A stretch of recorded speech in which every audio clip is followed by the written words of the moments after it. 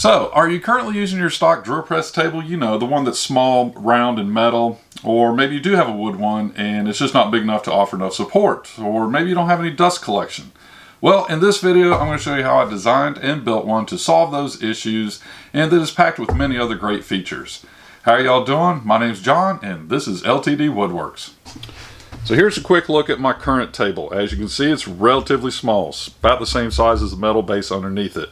It used to have two pieces of wood that sat on top. They could slide in and out. At the time, I felt they just kind of got in the way. I wanted a flat surface. And going back to the size of it, and the reason I wanted a larger table to offer more support. As you can see, if you have a long piece of, say a board you're working on, it just doesn't offer enough support. And not to mention, it has absolutely no dust collection. Taking inspiration of other tables that I've seen, I designed my table on Fusion 360 and currently have a full set of plans available on my website. So be sure to check those out. And a quick little flyover of the table to show you the main features of this table. First one being the tunnel through the fence to allow your dust collection air to flow through. T-Tracts to allow the fence to slide forward and backward, as well as hold down clamps for your work. And lastly, the removable insert that can be removed, rotated, and put back in. So to get started on this build, I laid a 3/4 inch premium plywood sheet on the old table saw and proceeded making the 5 easy cuts needed. 2 for the base and 3 for the fence. Then with my table saw sled, I cut all the pieces to width.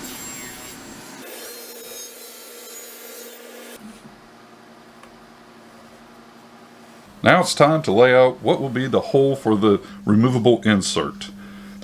Once laid out, I used a 1/2 inch drill bit at each corner for a pilot hole.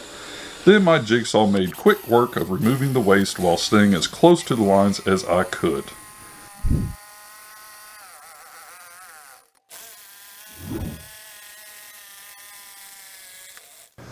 Now to get a nice, crisp, straight edge, I chose to use my chisels with a paring block.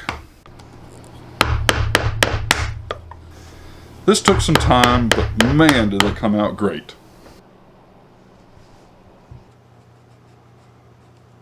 Now to lay out the cutout locations in each of the 3 pieces that will make the fence tunnel for the dust collection. And with my dado stack in the table saw and the miter fence set to 45 degrees, I made all the cuts pretty quick.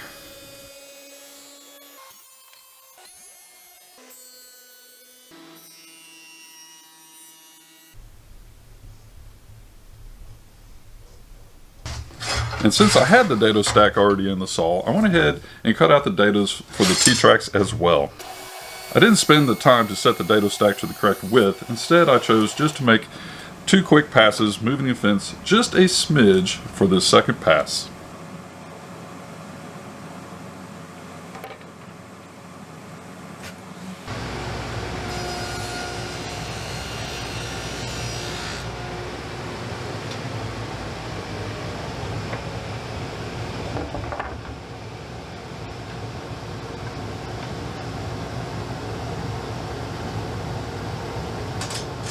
I couldn't find a marker, so I just used some tape to mark where to cut. With my bandsaw, I cut them out and set them aside to install later.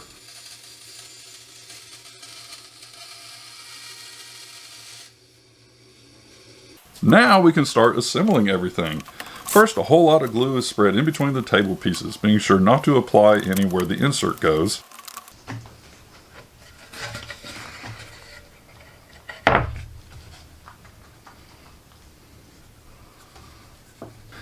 Then clamp it down with lots of clamps and a big weight. Onto the fence. It's a repeat process of glue in just about every spring clamp I have.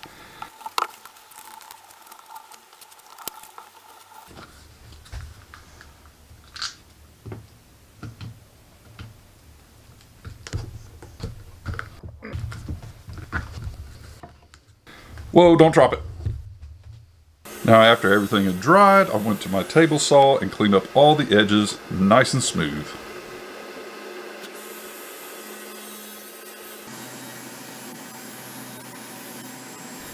Now Now this step is purely optional. Since my shop is so small, I wanted to cut off the front corner so I don't run into any sharp corners around my shop.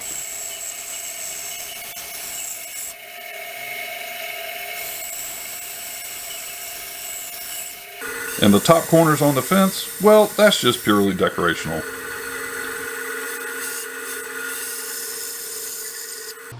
Drilling some holes here, one for the access for the removable insert,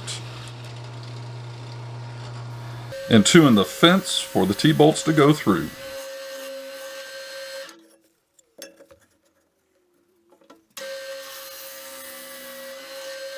After marking out the locations for the threaded inserts to be used, I started drilling the holes.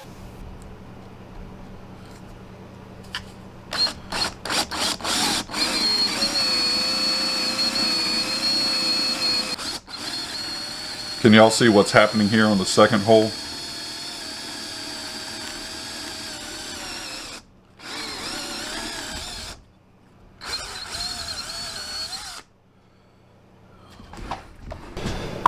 Yep, so that just happened. From the bottom side, drilling out for the threaded inserts there. Brand new drill bit, probably just not awake yet. The tape moved on the drill bit, and yeah, I drilled all the way through. I think I even started drilling into my workbench too.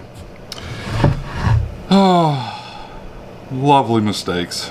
Oh well, I'll just end up putting a wood plug in there, and it is what it is. Just an excuse to use some unnecessary walnut, my favorite wood.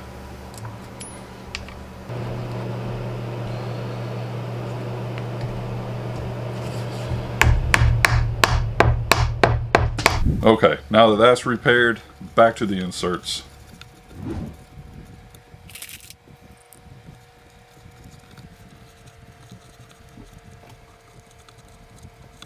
Oh, we're getting close now.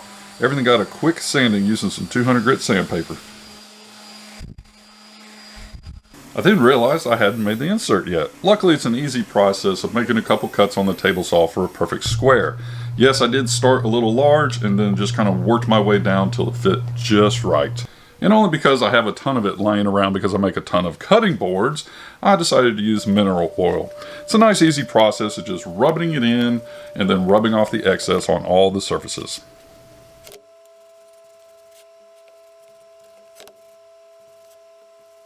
Back to the T-Tracts I cut earlier, I screwed them in with some small wood screws.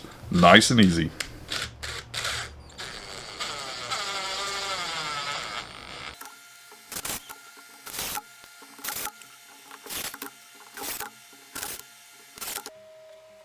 After the oil dried for a while, I went ahead and applied some wax, then filed down any sharp edges on those T-Tracts.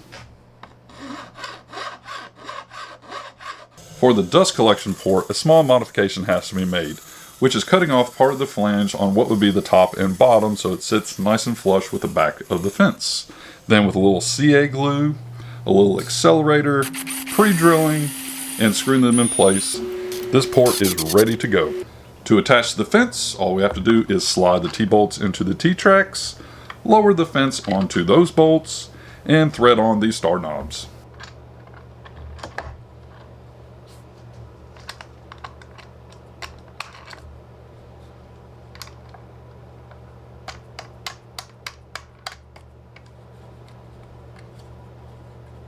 To install the table onto the drill press, I use these T-style knobs with some added washers I got from my local woodcraft store.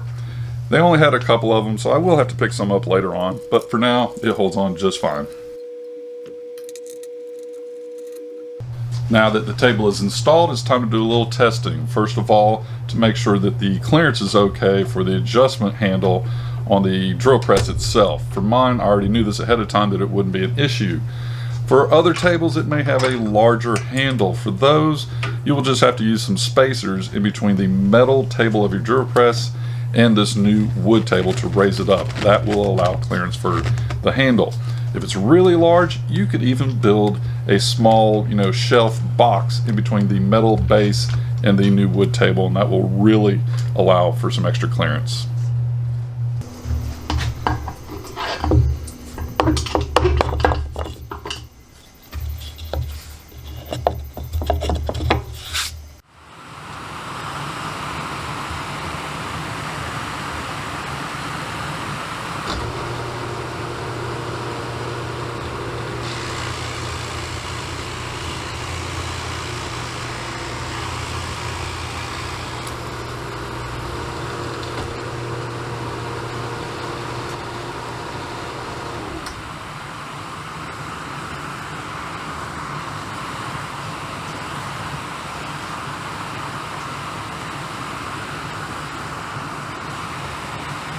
All right, folks, well, we're going to call this build done. I am so happy to finally have this, mainly the dust collection. Admittedly, does it suck up everything right off the drill? No, not really. Yes, I do kind of have to push it in afterwards. To me, that's still no big deal. Just having anything here as far as dust collection to me is huge. So maybe I just need a more powerful dust collector. Something in the list there. Anyway, with the addition of these hold down clamps from PowerTech, makes things just that much safer. As you saw, being able to hold down the board without really needing to use my hands is much better. So if y'all are interested in building this for yourself, be sure to check out my website. I do have a full set of plans, like I mentioned at the beginning of the video. Everything that I used for this build, the whole list will be down below in the description, as well as on my website. Other than that, we're going to call this one done, just like I said.